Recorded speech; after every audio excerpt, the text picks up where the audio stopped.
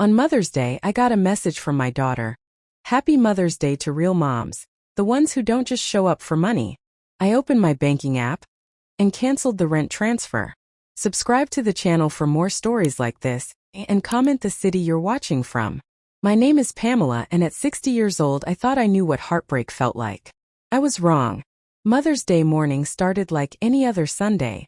I made my coffee, sat in my small kitchen and waited. Waited for a call, a text, maybe even a surprise visit from Chloe and the grandkids. The silence stretched until noon, when my phone finally buzzed. Happy Mother's Day to all the real mothers out there, who don't just show up for money. I stared at those words until they blurred. My daughter had posted this on social media, and somehow I knew it was meant for me. 25 years of single motherhood, of working double shifts at the diner, of saying yes every time she needed help. This was my reward. My hand shook as I opened my banking app. There it was, the automatic transfer I'd set up 3 years ago. $800 every month, straight to Chloe's account for her rent. She'd convinced me she was struggling, that the kids needed stability, that I was the only one who could help. I thought about last Christmas when she'd barely acknowledged the gifts I'd saved for months to buy. About her 30th birthday when she'd rolled her eyes at my homemade cake, because it wasn't from the fancy bakery. About every time she'd called, and it was always about money, never about how I was doing. The transfer was scheduled for tomorrow morning. My finger hovered over the cancel button. I'd raised Chloe alone after her father left when she was 2. I'd given up dating, gave up dreams of going back to school, gave up everything to make sure she had what she needed. I told myself that's what mothers do. But real mothers, according to her post, don't show up for money. The irony was suffocating. I was the one showing up with money, and she was calling me fake. I pressed cancel. The screen flashed, transfer canceled. Those 2 words felt like the first breath I'd taken in years. But immediately the guilt crashed over me. What if she really needed it?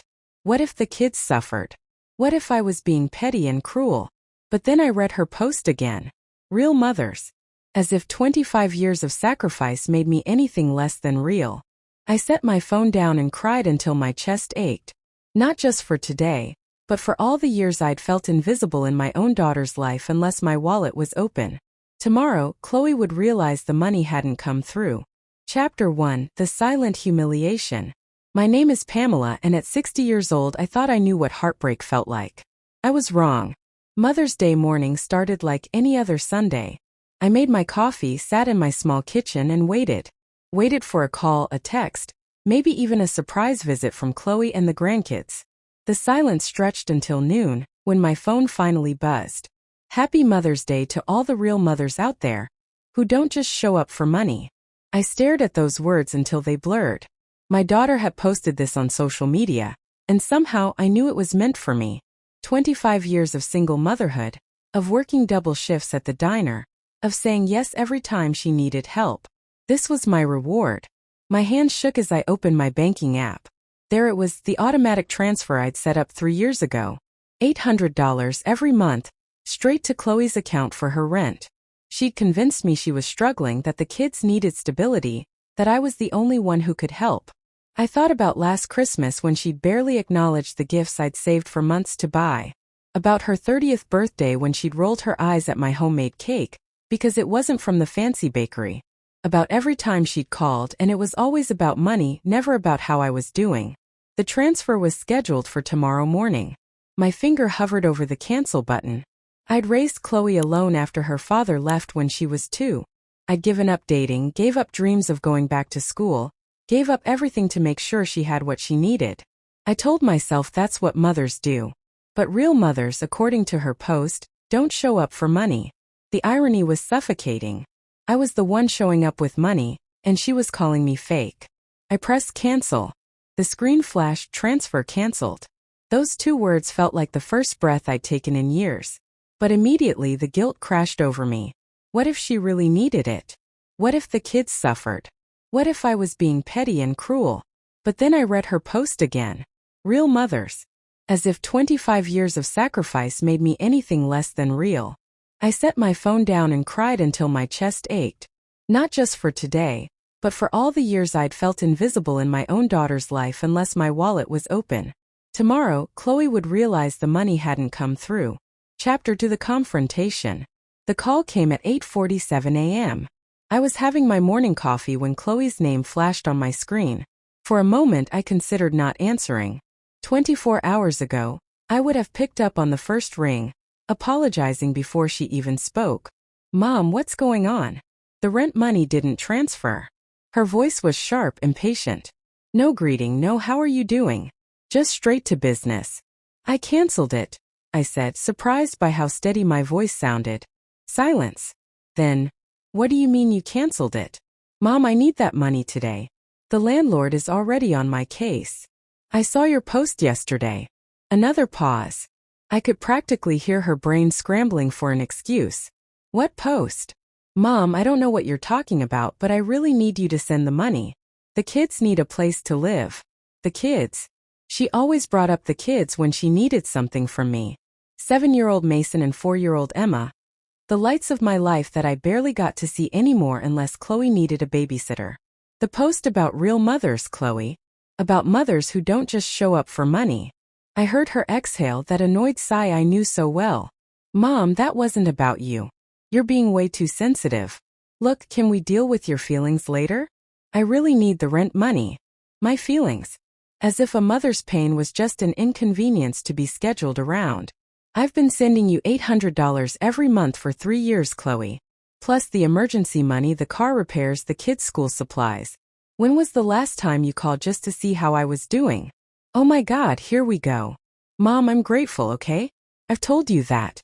But right now I need help, and you're being weird about it." Grateful. She'd told me that. When? I couldn't remember a single time. "I'm 60 years old, Chloe. I work 50 hours a week at a job that makes my feet ache just so I can help you. And yesterday on Mother's Day, you made it clear that I'm not a real mother to you. You're being dramatic. That post had nothing to do with you. Stop making everything about yourself." Making everything about myself. I almost laughed. When had I ever made anything about myself? Then who was it about? She couldn't answer that. Because we both knew the truth. "Look, Mom, send the money and we can talk about this later. I promise we'll have a conversation about whatever's bothering you. But the rent is due today. The kids would be fine." Chloe had always landed on her feet. But I was tired of being the safety net that was never acknowledged, never appreciated. "No, Chloe. Figure it out yourself." I hung up before she could respond. My hands were shaking, but not from fear this time. From something I hadn't felt in years. Power. 3 days passed without a word from Chloe. 3 days of silence that felt heavier than any argument we'd ever had. I kept checking my phone, part of me hoping she'd call to apologize, another part dreading what she might say. On Thursday evening, my sister Linda called. "Pam, what's going on with you and Chloe?" She called me crying, saying you cut her off financially over some misunderstanding. I should have expected this. Chloe had always been good at recruiting allies when things didn't go her way. "Did she tell you what the misunderstanding was about?" Linda sighed. "Something about a social media post?" "Pam, you know how young people are with that stuff. They don't think before they post. But she's really struggling right now, and you're her mother." There it was again. I'm her mother, so I should tolerate anything. I should pay for everything. I should accept being invisible unless my wallet was needed. Linda.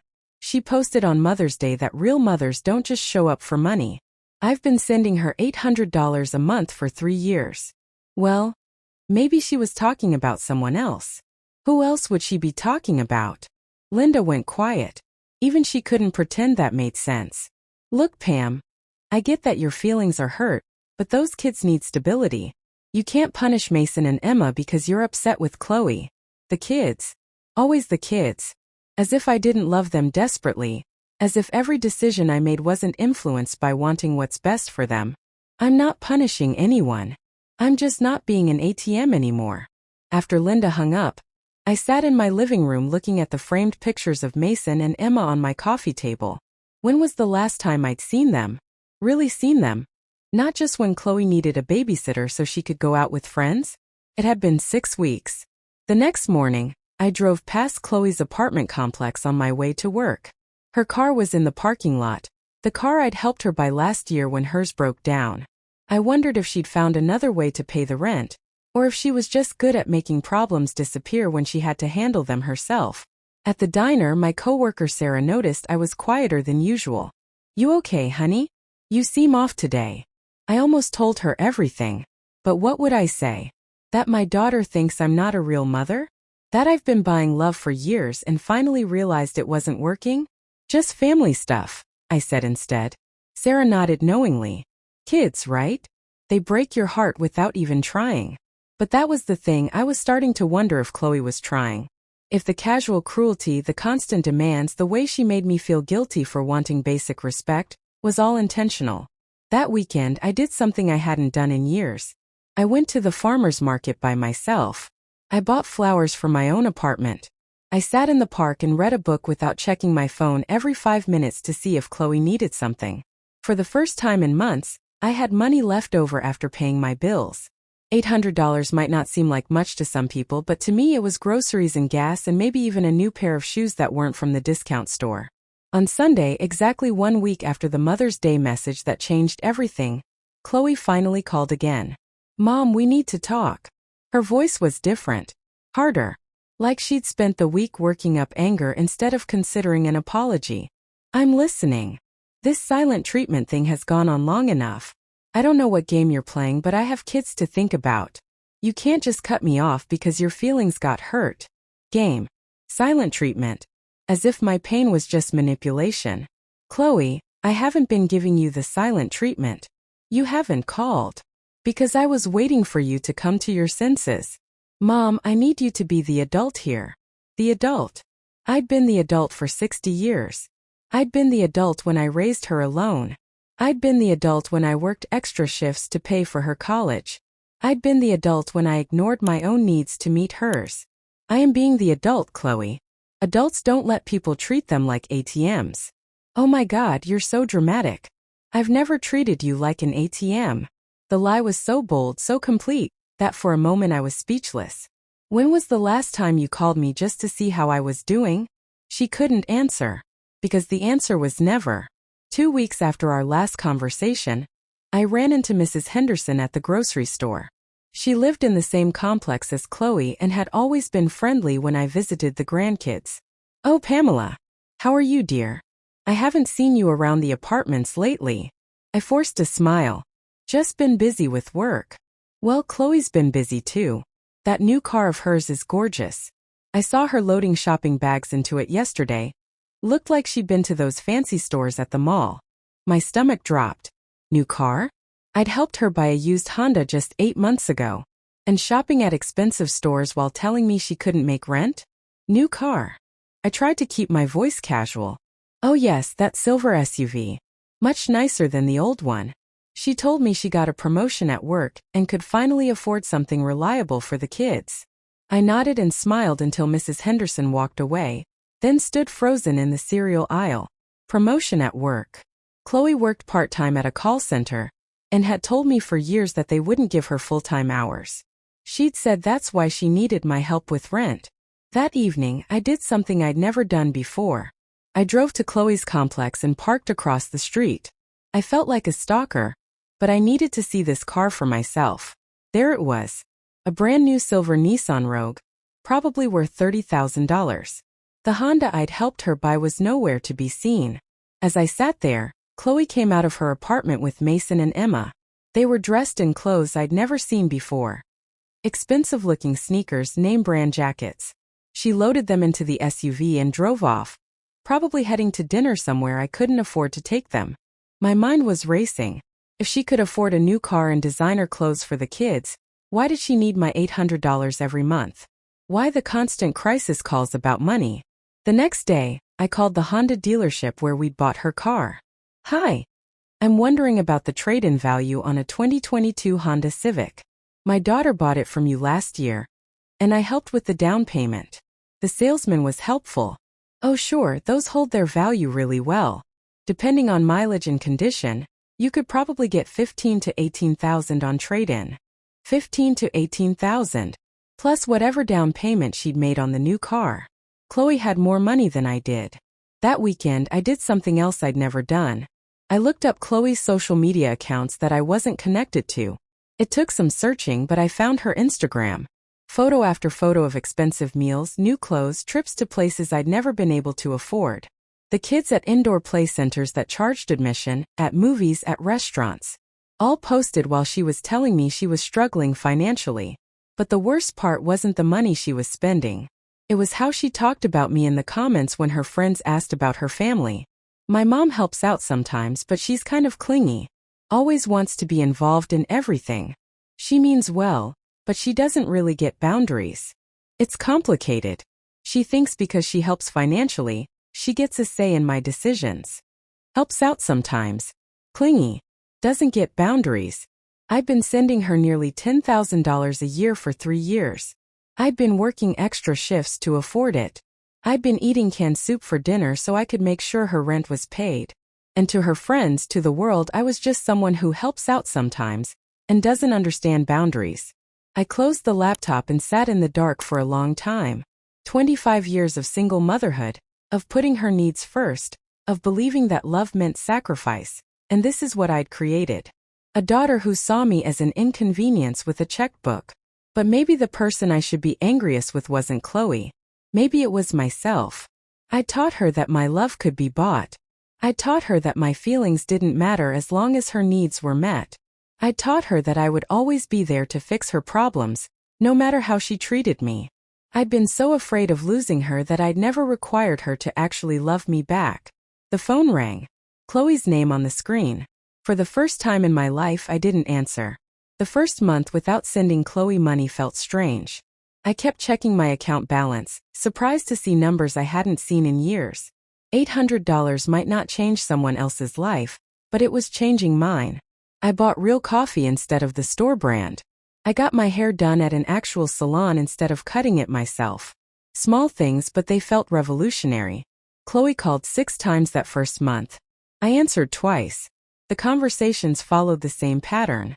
She'd start with small talk about the kids, then gradually work toward asking for money. When I said no, she'd get angry, then try guilt, then hang up frustrated. "I don't understand what happened to you," she said during the last call I took. "You used to care about your family." "I still care about my family. I'm just not funding your lifestyle anymore." "My lifestyle? Mom, I'm barely getting by." I thought about the new car, the expensive restaurants, the designer clothes I'd seen on her social media. But I didn't mention those. What was the point? At work, I started joining the other waitresses when they went out for drinks after our shifts. I'd always said no before, worried about spending the money or being unavailable if Chloe needed something. Now, for the first time in years, I had both money and freedom. "You seem different lately," Sarah told me one evening as we shared nachos at the bar down the street from the diner. "Lighter somehow." I'd been thinking the same thing. Like a weight I'd carried for so long that I'd forgotten it was there had finally been lifted. 3 months in, I did something I'd dreamed about for years. I booked a weekend trip to the coast. Nothing fancy, just a small bed and breakfast where I could watch the sunrise over the ocean and read books without interruption. The guilt was still there, whispering that I should be saving the money in case Chloe had an emergency. But I was learning to recognize that voice for what it was: decades of conditioning that told me I didn't deserve nice things. I deserved nice things. On my trip, I met a man named Robert at the hotel restaurant. He was 70, recently widowed, and traveling alone like me. We ended up talking for hours about books and movies and the simple pleasure of doing what you wanted when you wanted to do it. "My daughter thinks I'm being selfish," he told me over coffee. "She wants me to move closer to her, sell my house, basically organize my whole life around being available for her family. But you know what? I raised my kids. Now it's my turn." His words hit me like a revelation. I'd never thought about having a turn. When I got home, there were 7 missed calls from Chloe and a voicemail that made my blood pressure spike. "Mom, Mason broke his arm, and I can't afford the emergency room copay. I need you to call me back right away. This is your grandson we're talking about." My heart pounded as I called her back. Visions of Mason hurt and scared flooding my mind. "Is he okay? Which hospital?" "I'm on my way." "Whoa, slow down. He's fine.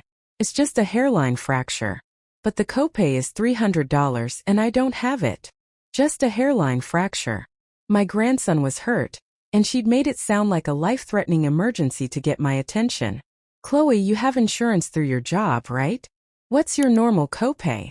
Silence. Then, it's complicated. Just, can you help or not? I'll pay the hospital directly.